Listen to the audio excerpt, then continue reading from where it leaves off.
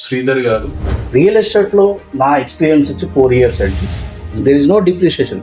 ఏ రంగంలోకి వెళ్తే బాగుంటుంది అనుకున్న తెలంగాణ సపరేట్ అయిన తర్వాత ఇంతకుముందు అవుటర్ రింగ్ రోడ్ ఉండే, ఇప్పుడు రీజనల్ రింగ్ రోడ్ వస్తుంది.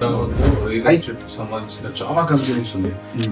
ఆపర్చునిటీస్ ఎక్కువ అయిపోయి కొన్ని వందల సంఖ్యలో మనకు జనాలు వస్తూనే ఉన్నారు. మన గవర్నమెంట్ అనౌన్స్ చేసింది అంటే ఓవరాల్ నంబర్ 1 సిటీ హైదరాబాద్ అవుతుంది. సంవత్సరాలు 2 సంవత్సరాల్లో మీరు పెట్టిన ఈ ఇన్వెస్ట్మెంట్ డబుల్ అయిపోతుందని చెప్తున్నారు. రియల్ ఎస్టేట్ ఫోన్ వాళ్ళతో మిస్గైడ్ చేస్తున్నారు. అక్కడ మీరు నష్టపోతారు. తీసుకొని ఏదో డెవలప్ చేస్తారు అంటే అక్కడ వెంచర్లో కళ్ళకి కనిపిస్తుంది సార్. 40 feet రోడ్ ఉన్నది, ఎలక్ట్రికల్ లైన్స్ ఉన్నాయి, తర్వాత పార్క్ ఉంది, ఇవన్నీ ఓకే. సో దాన్ని 100% ఫుల్ఫిల్ చేస్తున్నారు.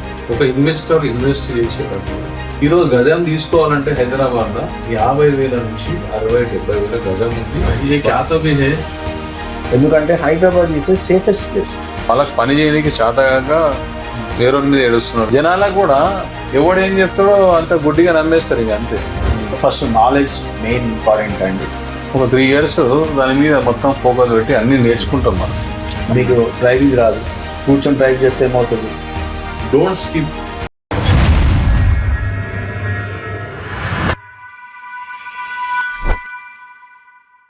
హాయ్, నమస్తే. నేను మీ Srikanth. Welcome to my channel chat with Srikanth with success voice. ఈరోజు కొత్త ఎపిసోడ్, ఎక్సలెంట్ ఎపిసోడ్ ఉంటుంది. Don't skip. ఓకే, లాస్ట్ వరకు చూడండి. ఇప్పుడు ట్రెండింగ్ ఏదైతే నడుస్తుందో ఆ దాని మీద టాపిక్ మీద మేము మాట్లాడబోతున్నాం. సో మన దగ్గర ఒక గెస్ట్ స్పీకర్ ఉన్నారు.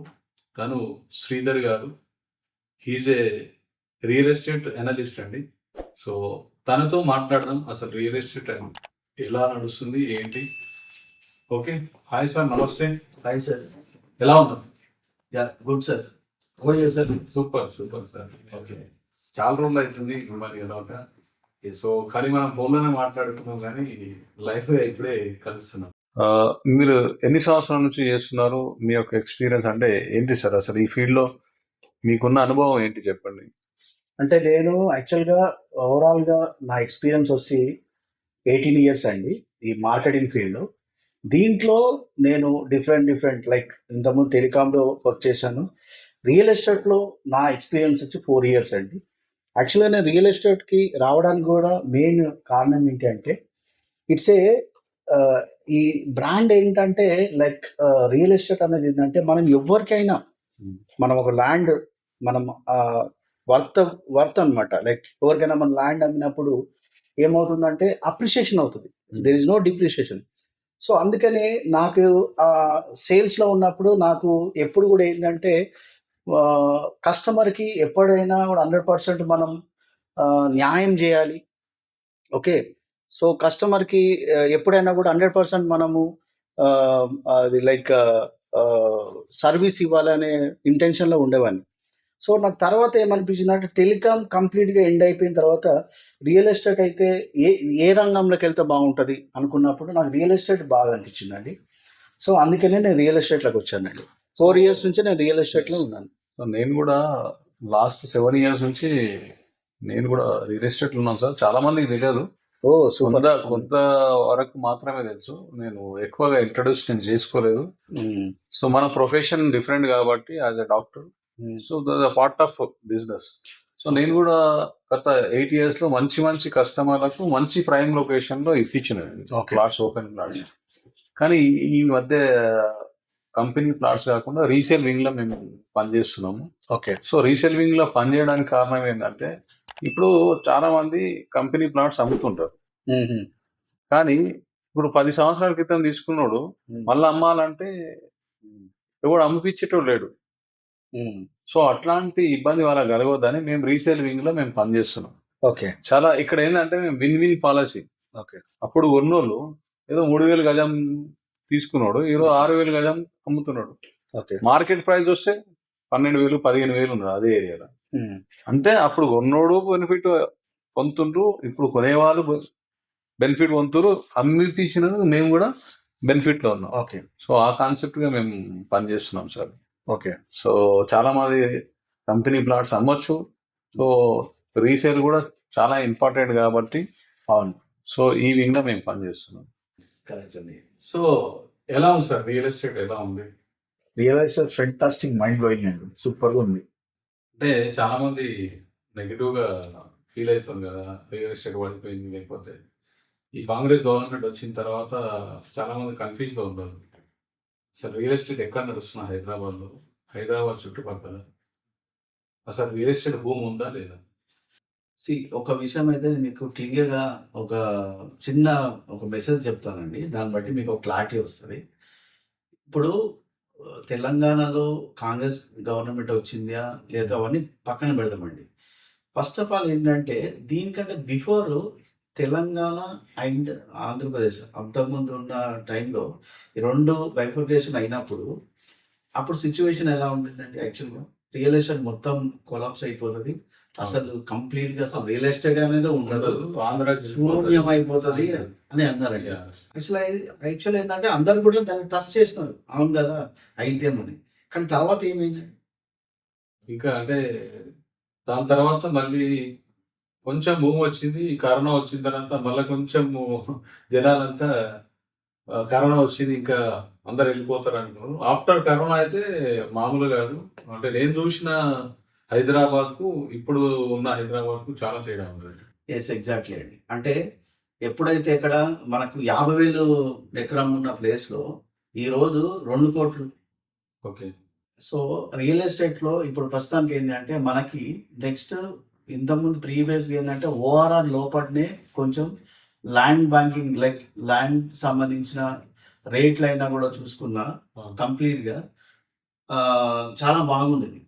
ఎప్పుడైతే మనకు తెలంగాణ సెపరేట్ అయిన తర్వాత ఆఫ్టర్ తెలంగాణ సెపరేట్ అయిన తర్వాత మీకు ఈ మొత్తం కంప్లీట్‌గా హైదరాబాద్‌లో ఆల్మోస్ట్ 40-50 వరకి కిలోమీటర్స్ వరకి ల్యాండ్ అనేది ఏంటంటే చాలా రేట్లు పెరిగిపోయాయి ప్రస్తుతానికి.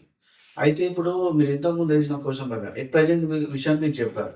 రియల్ ఎస్టేట్ ఎలా ఉంది ప్రస్తుతానికి అని. అవును. సో, అంటే నా అబ్జర్వేషన్ ప్రకారంగా బాగుంది అని.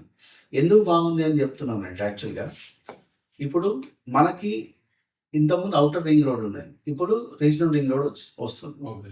అయితే ఇప్పుడు ఈ రీజనల్ రింగ్ రోడ్‌లో ఏమవుతుందంటే మనకు రియల్ ఎస్టేట్ అంతా కూడా ఎవరైతే ఇన్వెస్టర్స్ ఉన్నారో వాళ్ళందరూ కూడా ఏందంటే మనకు ఈ రీజనల్ రింగ్ రోడ్ లోపట పెడుతున్నారు. ఓకే. ఇన్వెస్ట్‌మెంట్ చేస్తున్నారు. మీకు ఆ రీజనల్ రింగ్ లోపటనే మనకు రియల్ ఎస్టేట్ చాలా బాగా రన్ అవుతుందండి. చాలా ఉంది. తర్వాత రీజనల్ రింగ్ రోడ్ తర్వాత మళ్ళీ ఒక 15-20 కిలోమీటర్స్ వరకి హ్మ్. అక్కడ వరకు రియల్ ఎస్టేట్ బాగుందండి. అంటే హ్మ్. బిజినెస్ బాగుంది. ఎక్కడైతే మనకు రీజనల్ రింగ్ రోడ్ దాటిన తర్వాత ఆల్మోస్ట్ ఒక 60 కిలోమీటర్స్ దూరం వెళ్ళిన తర్వాత హ్మ్. అక్కడ మనకు రియల్ ఎస్టేట్ అంత బాగలేదండి. ఓకే. సో, ఇది మెయిన్ విషయం అన్నమాట. ఎందుకంటే చాలామంది ఏమనుకుంటున్నారంటే ఈ రీజనల్ రింగ్ రోడ్ లోపట ఉన్న బిజినెస్‌కి లాస్ట్ ఉన్న ఏదైతే రీజనల్ రింగ్ రోడ్ తర్వాత ఉన్న బిజినెస్ గురించి ఎక్కువ డిస్కషన్ చేసుకొని బయట ఒక రూమర్ మనకు క్రియేట్ చేస్తారు. క్రియేట్ అవుతుంది. సో, దీనికి ఏందంటే నేను చెప్పేది ఏందంటే రీజనల్ రింగ్ రోడ్ లోపల బిజినెస్ చాలా బాగుందండి ప్రస్తుతానికి. అంటే సార్ ఇప్పుడు చాలా కంపెనీస్ హైదరాబాద్‌లో రియల్ ఎస్టేట్‌కి సంబంధించిన చాలా కంపెనీస్ ఉన్నాయి. సో, ఇప్పుడు ఫర్ ఎగ్జాంపుల్ నేను ఒక రీల్ చూపిస్తానండి మీకు. హ్మ్. ఒక బండ్ల గణేష్ యాక్టర్ ఓ సీన్ అంటే మూవీలో ఉన్నటువంటి ఒక సీన్. హ్మ్. ఆయన ఏమంటాడో చూడండి. సో, ప్రతి ఒక్కడు రియల్ ఎస్టేట్ చేస్తున్నాడు. ఎవడు పడితే వాడు రియల్ ఎస్టేట్ చేస్తున్నాడు. అంటే బేసిక్ నాలెడ్జ్ లేనోడు కూడా ఈరోజు ఖాళీగా పని బాట లేనోడు కూడా ఏం చేస్తున్నావు అని చెప్తే, అన్న ఏం చేస్తున్నావు అంటే రియల్ ఎస్టేట్ చేస్తున్నా అంటాడు. హ్మ్. సో, ఈ రీజనల్ రింగ్ రోడ్ వస్తుందని చెప్పి మ్యాప్‌లో చూయించిర్రు, లేకపోతే మార్పులు వేయడం చూయించిర్రు కానీ పూర్తిగా రీజనల్ రింగ్ రోడ్ స్టార్ట్ అయిందా? అంటే మీకు ఎక్కడైనా కనిపించిందా? చాలా మంది రీజనల్ రింగ్ రోడ్ వస్తుంది, అదొస్తుంది, ఇదొస్తుంది అని చెప్తారు కదా! ఓకే. అయితే మీరొకటి ఆలోచించాల్సిన విషయం ఏంటంటే సార్, మనకు ప్రీవియస్‌గా ఓఆర్ఆర్ వచ్చినప్పుడు గూడా ఆ టైంలో గూడా ల్యాండ్ సంబంధించి ల్యాండ్ ఎక్విజిషన్‌కి సంబంధించి అంతా కూడా ఎవ్రీథింగ్ అప్పుడు జరిగింది. Like okay. అప్పుడు కూడా సేమ్ ఇలానే ఓఆర్ఆర్ అంట వస్తుందంట, ల్యాండ్ ధూమ్ ఉంటుందంట, సరౌండింగ్స్ అంతా కూడా ఫుల్ రేట్లు పెరిగిపోతాయట అన్నారు. సో అప్పుడు జనాలు ఏం చేశారు, ఇప్పుడు మీరు ఎలా అయితే అన్నారో అసలు ఇంజనీరింగ్ రింగ్ రోడ్ వస్తుందా అండి అంటున్నారు, చెప్తున్నారు, మార్కింగ్ అవుతుందని చెప్తున్నారు. బట్ ఇంకా అసలు పనులే స్టార్ట్ అవ్వట్లేదు అని మీరు చెప్తున్నారు. యాక్చువల్గా ఏంటంటే ఇప్పుడు రీజనల్ ఇప్పుడు ప్రీవియస్ గా మనకు హైదరాబాద్ అనేది ఓఆర్ఆర్ రాకముందు బిఫోర్ చూడండి సిటీ ఎక్కడ వరకు ఉంది. సిటీ జస్ట్ అంటే ఇప్పుడు ఇటు Mehdipatnam and Uppal, LB Nagar, Secunderabad, Hyderabad and ఆ కంటోన్మెంట్ అక్కడ వరకే అంటే ఆ సరౌండింగ్సే మనకి హైదరాబాద్. ఓకే, ఇప్పుడు మనకి చాలా మంది ఇన్వెస్టర్స్ వస్తున్నారు, చాలా మంది బిజినెస్ పెట్టుకుందామని వస్తున్నారు. బట్ మనకు ల్యాండ్ బ్యాంకింగ్ లేదు. ఎందుకంటే వచ్చిన వాళ్ళందరూ కూడా ఏం చేస్తారు, మనకు వచ్చి హైదరాబాద్లోనే నేను ఇన్వెస్ట్ చేస్తాను, హైదరాబాద్లోనే నేను బిజినెస్ పెడతాను అంటాడు. అదే బయటికి వెళ్ళి సిటీ అవుట్స్కట్స్లో వెళ్ళి చేయమంటే వాళ్ళు వెళ్ళరు. సో అందుకని అప్పుడు ఏం చేశారు, మనకు అవుటర్ రింగ్ రోడ్ తీసుకున్నారు. ఓఆర్ఆర్ అని చెప్పి అవుటర్ రింగ్ రోడ్ తీసుకున్నారు. అవుటర్ రింగ్ రోడ్ తీసుకున్నప్పుడు ఏమైపోయిందంటే city almost 30 to 40 kilometres expand అయిపోయింది. అయినప్పుడు ఏమైపోయింది అంటే మనకు సిటీ ఎప్పుడైతే ఎక్స్పాండ్ అయిందో మనకు ఆపర్చునిటీస్ ఎక్కువ అయిపోయినాయి. అంటే మీరు ఎంప్లాయ్మెంట్ పరంగా తీసుకోండి, లైక్ అంటే అన్ని విధాలుగా ప్రతి ఒక్క విషయంలో చూస్తే మనకు కంప్లీట్గా మనకు ఎక్స్పాండ్ అయినప్పుడే అది next followed by regional ring road వస్తుంది. అయితే మనకి ఏంటంటే మనకు డైలీ హైదరాబాద్కి కొన్ని వందల సంఖ్యలో మనకు జనాలు వస్తూనే ఉన్నారు హైదరాబాద్కి ఏదో రకంగా. అంటే స్టడీ పర్పస్ తీసుకోండి, ఎంప్లాయ్మెంట్కి సంబంధించి తీసుకోండి, ఏదో రకంగా మన దగ్గరికి హైదరాబాద్కి వస్తూనే ఉన్నారు. సో దీనివల్ల ఏమవుతుందంటే మనకు కంప్లీట్గా మనకి ప్యాక్ అయిపోతుంది. అంటే హైదరాబాద్ ఉన్న ఆ విస్తరణ ఏంటంటే మనకు సరిపోదు. అందుకని ఏం చేస్తున్నారంటే ఈరోజు హైదరాబాద్ ఏం చేస్తున్నారంటే ఇంకా ఎక్స్పాండ్ చేస్తున్నారు. అంటే ఒక రీజనల్ రింగ్ రోడ్ రూపంలో అవుటర్ రింగ్ రోడ్ నుంచి వెళ్ళి మళ్ళీ ఇంకొక 30 కిలోమీటర్స్ వరకు ఆ రీజనల్ రింగ్ రోడ్ తీసుకొచ్చి సిటీని ఇంకా ఎక్స్పాండ్ చేస్తున్నారు అనమాట. సో దీనివల్ల ఏమవుతుందంటే మనకు హైదరాబాద్ ఈ మెట్రోపాలిటన్ సిటీ ఏదైతే ఉందో ఆల్మోస్ట్ ఒక 70 కిలోమీటర్స్ వరకు, అంటే ఓఆర్ఆర్ని రీజనల్ రింగ్ రోడ్ని కలుపుకొని పాత హైదరాబాద్ని క్యాలిక్యులేషన్ చేసుకుంటే కనుక ఆల్మోస్ట్ ఒక 70 కిలోమీటర్స్ వరకు మనకు సిటీ ఎక్స్పాండ్ అవుతుంది అనమాట. 70,000 కిలోమీటర్ ఉంది సార్. అంటే ఇప్పుడు 70 కిలోమీటర్స్ సారీ. అయితే ఇప్పుడు హైదరాబాద్ ఎన్ని కిలోమీటర్లు దూరంలో ఎక్స్పాండ్ అయింది మీ మీ ఇప్పుడు హైదరాబాద్ అనేది ఏంటంటే మన డెవలప్ అయింది కదా, డెవలప్ అయింది ఏంటంటే 40 కిలోమీటర్స్ అండి, 40 వరకు ఆల్మోస్ట్ డెవలప్ అయిపోయిందండి. అంటే ఓవరాల్ వరకు ఎస్, అంటే కంప్లీట్ గా మనకు మెట్రోపాలిటన్ సిటీ. అంటే ఇప్పుడు జిహెచ్ఎంసి మన హైదరాబాద్ మన గవర్నమెంట్ అనౌన్స్ చేసింది, అంటే ఓవరాల్ వరకు కంప్లీట్ గా జిహెచ్ఎంసీలో తీసేసుకున్నారు. సో దీనికి సంబంధించి ఏంటంటే మనకు ఆల్మోస్ట్ 40 కిలోమీటర్స్ వరకు సిటీ ఎక్స్పాండ్ అయిపోయింది.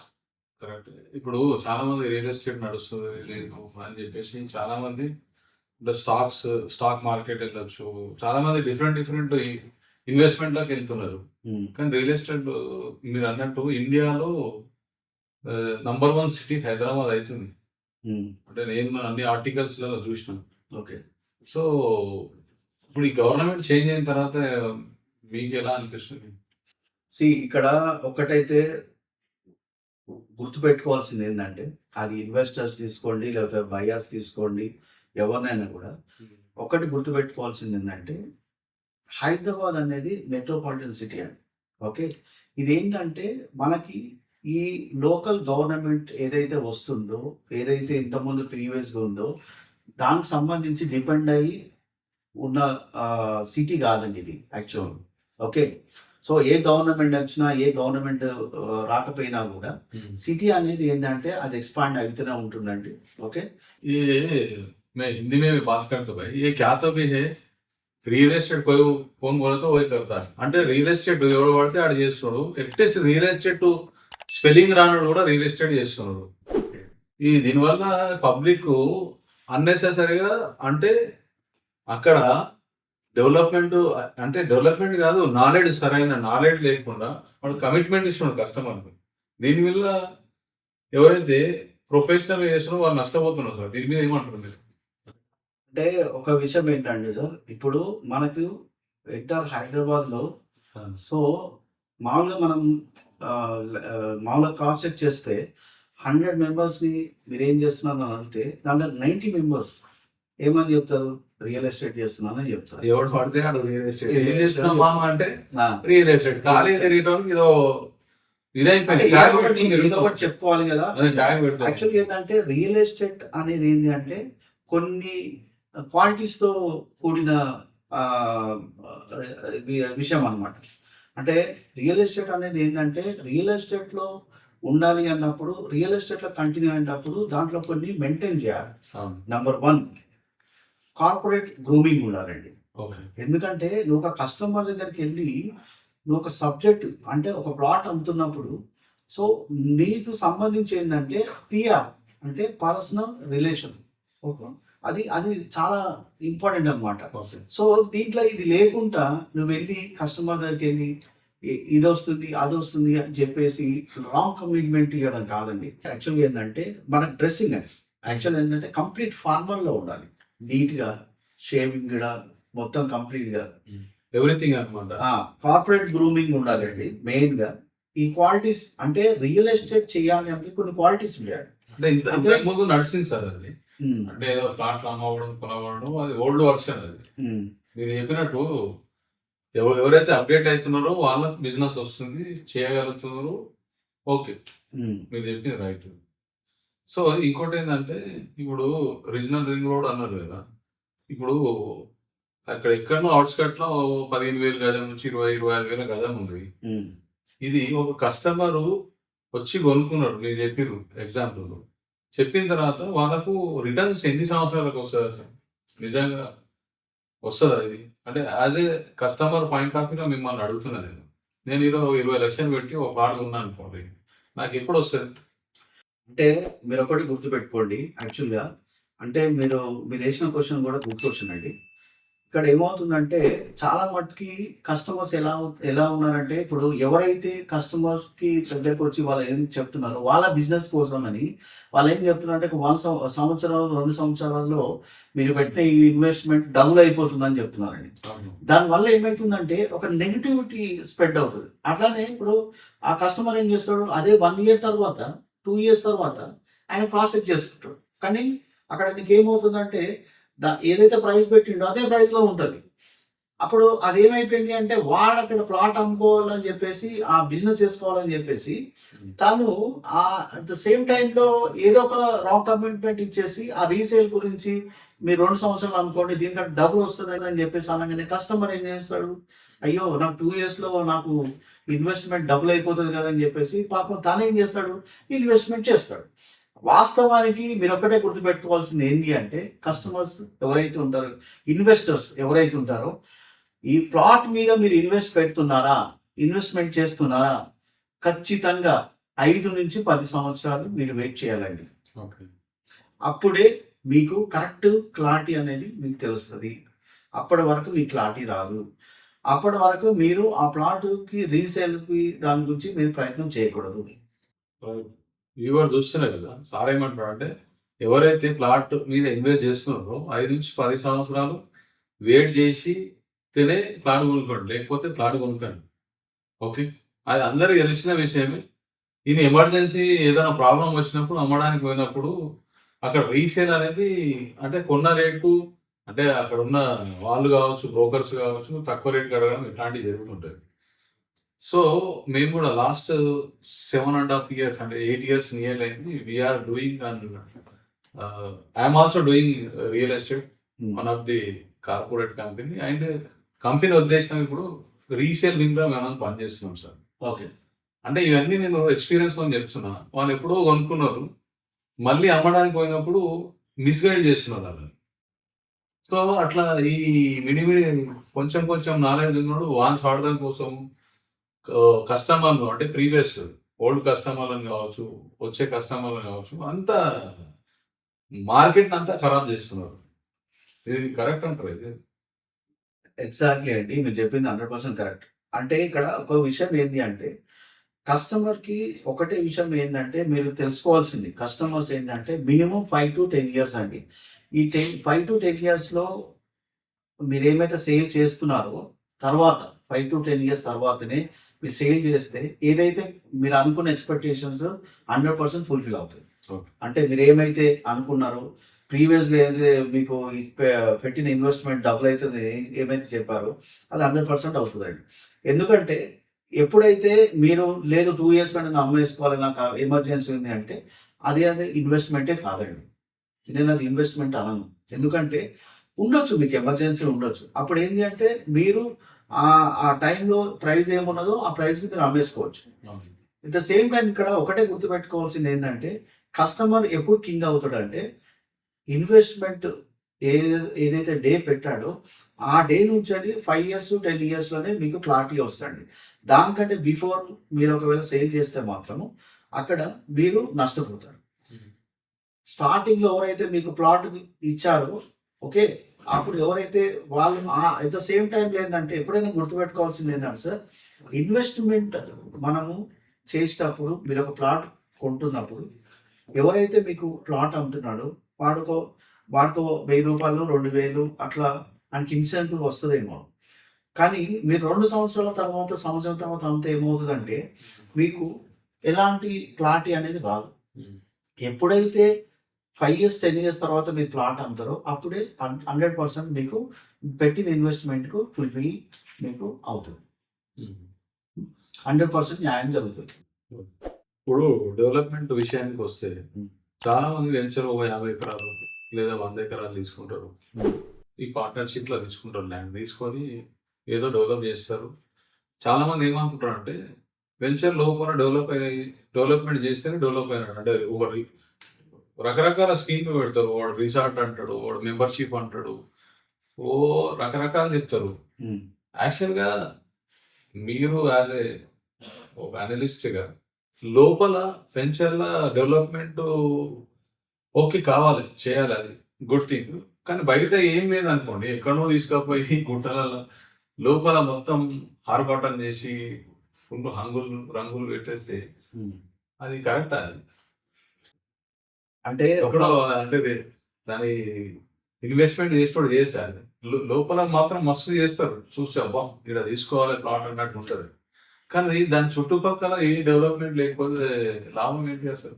మీరు చెప్పింది గుడ్ క్వెషన్ అండి. యాక్చువల్‌గా విషయం ఏంటంటే సార్, ఇప్పుడు అనే కస్టమర్ అనేతను ఒక దగ్గర ఇన్వెస్ట్‌మెంట్ చేయాలి. ఇన్వెస్ట్‌మెంట్ అంటే యాక్చువల్‌గా మనం ఇంతకుముందు ప్రీవియస్‌గా మాట్లాడినప్పుడు ఎక్కడ ఉంటదండి? అంటే మినిమమ్ 15,000 నుంచి 20,000 అవును. అది ఇన్వెస్ట్‌మెంట్ అండి. ఓకే. ఆ ప్రైస్‌లో మనం ఈరోజు ల్యాండ్ కొట్టాలంటే మన హైదరాబాద్ సిటీ సరౌండింగ్‌లో ఎక్కడ దొరుకుతదండి? దొరకదు. అంటే దూరం వెళ్ళాలి. అంటే సిటీ నుంచే ఒక 60 కిలోమీటర్లు దూరం వెళ్లి మనం కొనుక్కోవాలి. సో, అక్కడికెళ్ళినప్పుడు కస్టమర్ మనం తీసుకెళ్ళినప్పుడు అరే! ఎక్కడికి తీసుకెళ్తున్నారు? అనే ఆ సందేహము కస్టమర్‌కొస్తది. సో, మనం లోపలికి కస్టమర్‌ని వెంచర్‌లో తీసుకెళ్ళిన తర్వాత ఇక్కడ ఏం జరుగుతుంది? ఏమవుతుంది? అనేది మనం అక్కడ డెవలప్‌మెంట్స్ అనేదన్నీ మనం క్లియర్‌గా చూపిస్తామండి. నంబర్ 1.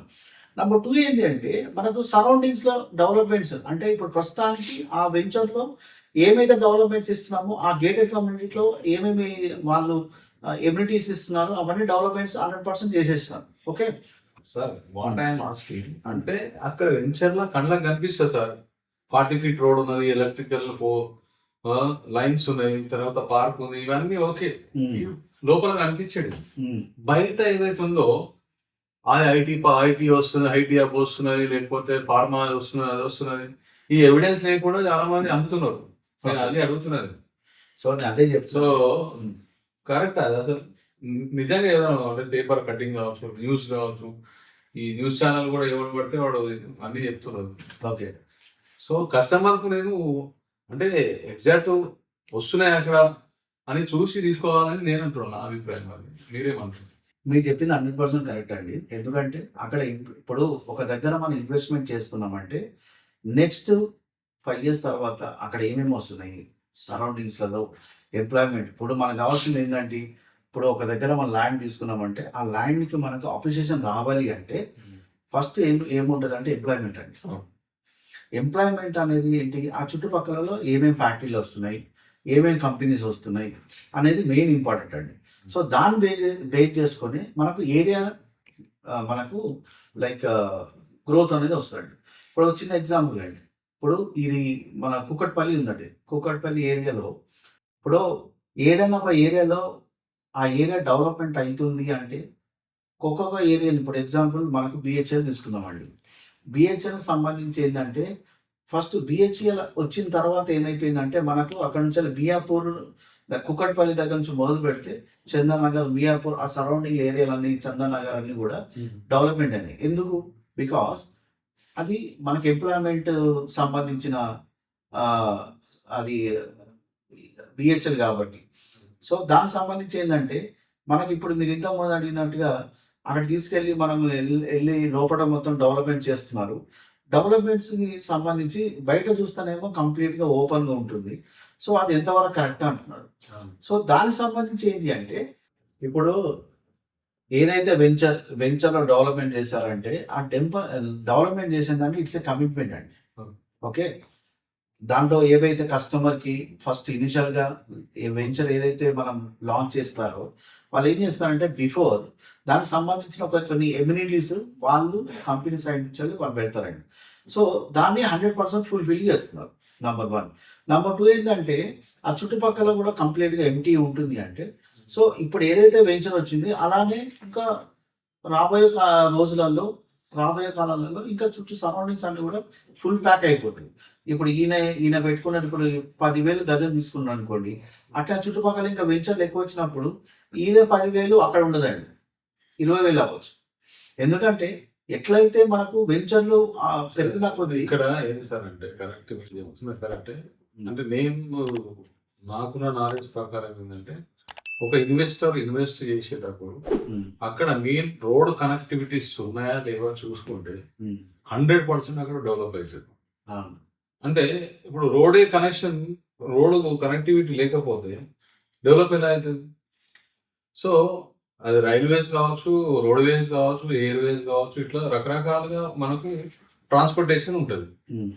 అది ఉన్న దగ్గర 100% అవుతుంది. ఇప్పుడు హైదరాబాద్లో 30 to 40 కిలోమీటర్స్ వరకు గూగుల్లో సెర్చ్ చేస్తే గూగుల్లో చెప్తారు 30 నుంచి 40 కిలోమీటర్స్ సిటీ డెవలప్ అయిపోయింది. అవునండి. ఈరోజు గజం తీసుకోవాలంటే హైదరాబాద్ లో 50,000 నుంచి 60,000-70,000 గజం ఉంది. బంజారాహిల్స్ ఇట్లా ఇప్పుడు మనం ఉన్న ఏరియాలో చూసుకుంటే 1,00,000 గజం ఉంది. అన్ని న్యూస్ చూస్తున్నారు జనాలు. సో కోకాపేటలో చూసుకుంటే ఎన్ని కోట్లలో పోయింది ఒక ఎకరం. అంటే ఎందుకు ఇంత రేట్ పెరుగుతున్నా హైదరాబాద్? దీనికి రీజన్ ఏంటి? ఎందుకంటే ఇది మనకి ఇప్పుడు చూస్తే మొత్తం కంప్లీట్గా మన ఇండియాలో చూస్తే కనుక ఏవైతే మెట్రోపాలిటన్ సిటీ చూస్తే కనుక ఒక ఢిల్లీ తీసుకోండి, అలాగే ఒక ముంబై తీసుకోండి. సో ఇట్లా తీసుకున్నప్పుడు ఏంటంటే ఇప్పుడు ఢిల్లీకి చూస్తే ఏంటంటే కంప్లీట్ పొల్యూషన్. ఓకేనా? అంటే ఇక్కడ హైదరాబాద్ అంటే ఏంటంటే అందరూ అంటే ఎవరైనా వచ్చి హ్యాపీగా ఉండే ప్లేస్ అండి. ఎందుకంటే Hyderabad is a safest place. అంటే మనకు ఏ విధమైన చూసినా కూడా పొల్యూషన్ సంబంధించి చూడండి, ఫ్లడ్స్ ఏ విధమైన యాంగిల్లో చూసుకున్నా కూడా Hyderabad is the best place and safest place. Super. అందు గురించి చాలా మంది వస్తున్నారు. సో మనోళ్ళు అంటే మన ఇక్కడున్న పబ్లిక్ వాళ్ళకి పని చేయడానికి చేతగా వేరే మీద ఏడుస్తున్నారు. బీహార్ వాడు వస్తుండు, రాజస్థాన్ వస్తుండు. సో వాళ్ళు ఇప్పుడు ఒకప్పుడు మనం కూడా బొంబాయి పోయారు మనోళ్ళు. మనం చిన్నగా ఉన్నప్పుడు బొంబాయి పోతున్నారు అంటే ఒక వీడు బొంబాయి పని చేయడానికి పోతున్నారు అనే పని చేయడానికి వెళ్తారు, ఏదో ఒకటి కూలో లేకపోతే జాబో ఏదో ఒకటి బొంబాయి పోతున్నారు. ఇప్పుడైతే అన్ని దేశాలే పోతున్నారు మన యంగ్ జనరేషన్. అట్లా వాళ్ళు కూడా బీహార్ వాళ్ళు వస్తుండొచ్చు. హైదరాబాద్ ఎంత మంది బయట నుంచి వస్తారో అంత స్ప్రెడ్ అవుతుంది కదా సిటీ మొత్తం.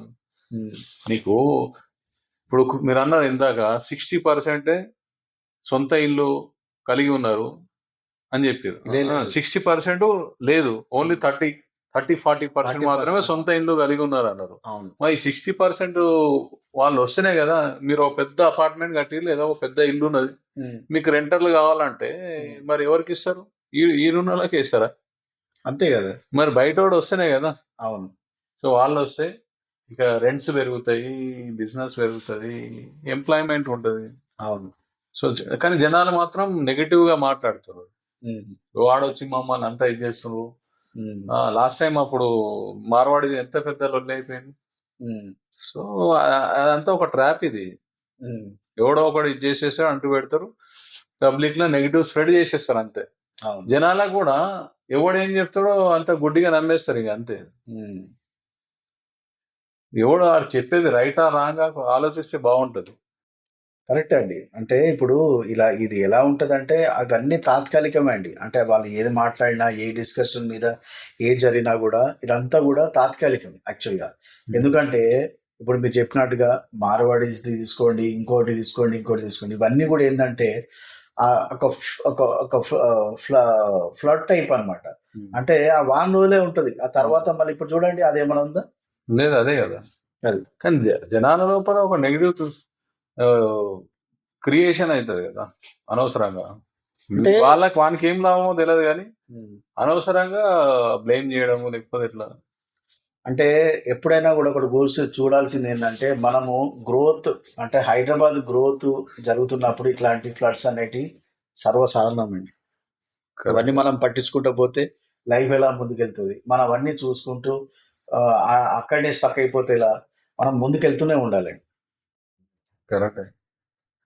సో ఫైనల్ గా రియల్ ఎస్టేట్ చేసే వాళ్ళకి మీరు ఏం చెప్తారు? నేను అదే చెప్తున్నా అండి. రియల్ ఎస్టేట్ చేసే వాళ్ళకి ఏంటంటే ఫస్ట్ నాలెడ్జ్ మెయిన్ ఇంపార్టెంట్ అండి. నాలెడ్జ్ని గెయిన్ చేసుకోండి.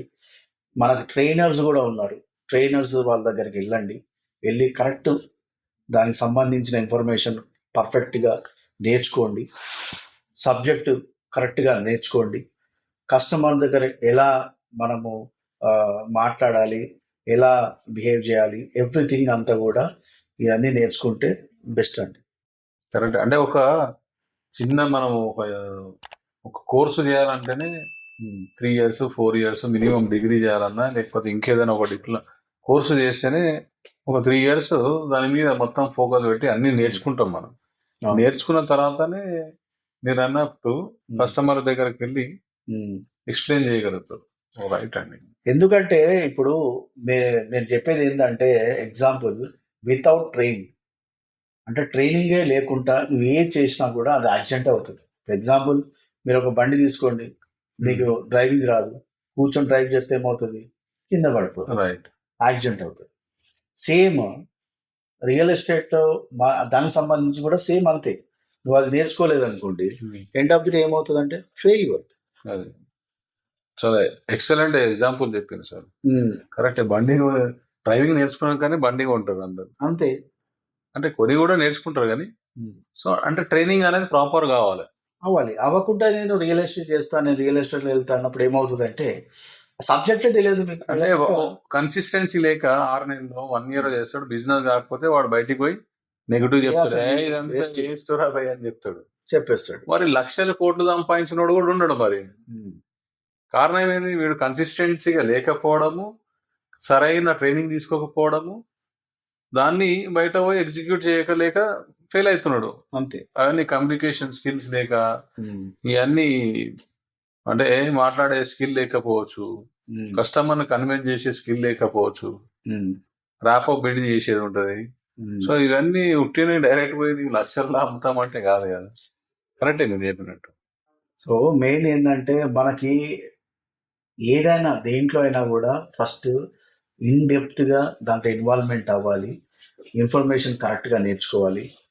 దాంట్లో మనకు ఫెయిల్యూర్ వస్తుంది, సక్సెస్ వస్తుంది, అన్నిటినీ మనము చేసుకుంటూ ముందుకెళ్తుండాలి. Never give up.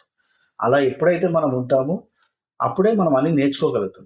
లేదు నేను ఓన్లీ సక్సెస్ చూడగలుగుతా, ఫెయిల్యూర్ చూడను అంటే ఫెయిల్యూర్లో కూడా చాలా నేర్చుకోవచ్చు. సక్సెస్లో కూడా ఎట్లా నేర్చుకుంటావో ఫెయిల్యూర్ కూడా చాలా నేర్చుకోవచ్చు. సో ఫైనల్గా రియల్ ఎస్టేట్ ఫీల్డ్ ఎంచుకుంటే సక్సెస్ అవుతారంటారు, అంటే గ్రోత్ ఉంటుంది అంటారు. 100% అండి. Okay sir, thank you so much. మీరు చాలా ఎన్నో విషయాలు మాతో డిస్కషన్ చేశారు. సో నెక్స్ట్ మళ్ళీ మాకు టైం ఇస్తే మళ్ళీ నెక్స్ట్ ఎపిసోడ్ చేసే ప్రయత్నం చేస్తాను. Thank you so much. Thank you being here. Thank you sir.